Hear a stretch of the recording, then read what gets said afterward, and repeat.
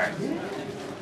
Richard Schupp here, BingeGamer.net. I'm sitting with Rusel DeMaria, and so can you, you're from the Art Institute of Seattle. Currently, yeah. In conjunction with other art institutes, correct? Well, the art institutes are kind of connected, but I've only been there since July. Okay. So it's a really new position for me, and I'm a career advisor.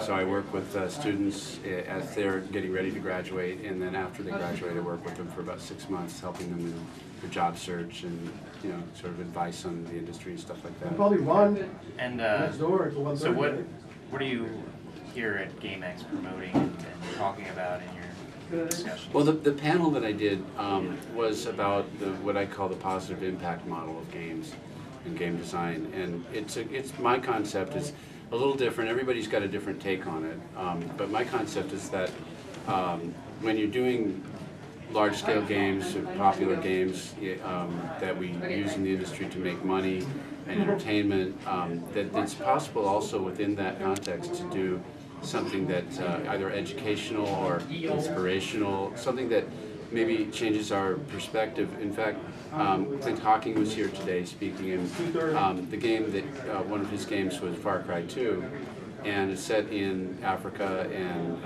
you're doing some things that are a little disturbing if you look at it a certain way, and somebody was talking to him and saying, I played that game and I really felt uncomfortable. And his answer was, good. You should feel uncomfortable. So there's a lot of things that we can do in games that a lot of times people just, because we're focused on a production, and we have a design and everything is a certain way. So the game just looks like, what we envision it to be, and it comes out and sells and hopefully does really well. But there's a stage at which you can also be thinking, well, what more can I do here that would actually be beneficial to people in various ways. It's difficult to describe because it's going to be individual and different for every game and every person what they're interested in. But I like to think about, like, an example, that a really simple example is stereotyping of people and prejudice. Today we have an issue where there's a lot of distrust of the Muslim people in this country. But I know Muslim people that are great people, and it's not that the whole religion and the whole group of people are bad, but in this country it gets very easy to stereotype people. So if I were going to create a game right now that, let's say, had a party or NPCs that interacted with your player character, I would consider, my villains would be, I don't know what, but they probably wouldn't be Muslims at this point unless I was doing it historically or a realistic thing, current, events type of thing. But I would have, like, NPCs or party members who were Muslim who turned out to be the best possible. Yeah. Like, you just love these people because they help you in the right ways and they're really cool and they're funny or whatever. And that kind of thing is easy to do. But people don't often think about it, and years back when there was prejudice in, more prejudice in this country against black people, now there's prejudice against gay people.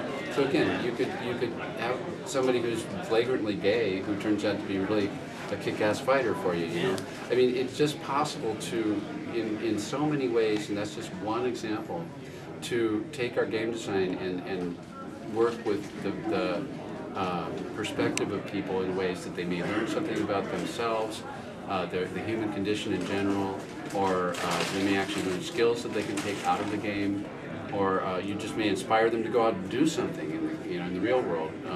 One guy was talking about a game that involves garbage and getting rid of garbage and stuff, and how it inspired him to find out about recycling in the real world. And so these are things that are happening already, but it's more about an intentional side of it. In the panel yesterday, I think Jason De La Rocca was saying how yes, it does exist, but we want to make it intentional. You want to be thinking about these things as you do your designs. And so that's what I'm sort of promoting. I've done a couple of star-studded panels at GDC the last couple of years, and that's what I really love about it. Is this is an idea that I really feel passionate about because I think we can do it. It takes cleverness, it takes good design sense to do it right. So you don't gimp the game or make it stupid or, you know, bring the hackles up that people don't want to be in a learning environment on purpose. You know, it's much more stealthy than that, but it's also about good game design, making the activity feel good enough so that the reward on the other end made it worth it. What do we do? You know, what do we do in games normally that we will just work our asses off for something that's, you know, this is hard work to get some reward on the other end. Well, why can't that work be something that we learn something valuable about, as long as the reward is worth it, right? So I have this example because I'm a mediator. I'm a professional mediator some of the time, not too much anymore, but I've done some of that and I've studied human communication a lot. So I think about how we communicate with each other. So I envision a piece of a game, and it really would just be a piece. It would be a big game and all kinds of things would be happening, but you're walking through a town in this game and you hear two people arguing. You know, maybe it's a husband and wife. And you may overhear it because the game would be set up so that as you pass that point, you know, maybe you hear their voices or whatever. So, you know, you have the choice to pass by it and ignore it because it's not your critical path, it's not your critical mission. So you can ignore it. Or you can go, well, the game kind of flagged that out, so maybe I'm curious about it, so I'll go check it out. So you go check it out and you get an opportunity to hear their different sides of a story, and you may be able to learn a little bit about mediating conflict. Okay, so this isn't a big deal. You haven't become a mediator yet, but you've had an experience of doing that, which might come in handy later on in the game. But also, these people might invite you to their house, right? And when you get invited to their house, they give you something that, you know, really, really super valuable in the game, something you could really use, something maybe even that is a critical piece of some other side quest. It shouldn't be the main thing, but it could be something that really, you know, helps you later on. Or they could turn out to be vampires and try to eat you, and you could kill them and then still get something really cool by looting their house. So, you know, and that's the gamer designer's decision. And of course, most of us would rather make them vampires. But you know, but it isn't like, you know, people ask me a lot when I talk about this stuff, and I know I'm just talking a lot, but people ask me a lot, you know, won't you make boring games that way?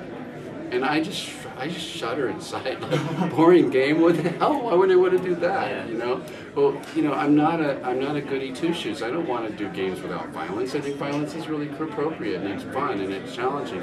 I want to do games basically that at the end of the day, some of the content in there left you in a better condition, or left you with something to do in your life, or that you did better, or you learned about yourself, or maybe you learned something about the human condition like we do from movies. A lot of movies, you know, a lot of movies are fluff, and that's fine. A lot of games are fluff, and that's fine too. But some movies just move us. Some movies touch our souls, and you know, depending on what touches you, you know, Schindler's List touched me. A lot of movies based on true stories really touched me. Private Ryan was an amazing movie. You know, I didn't expect it to be, but it really, you know, got to me. It was like, wow, this is much closer to what war might feel like, you know.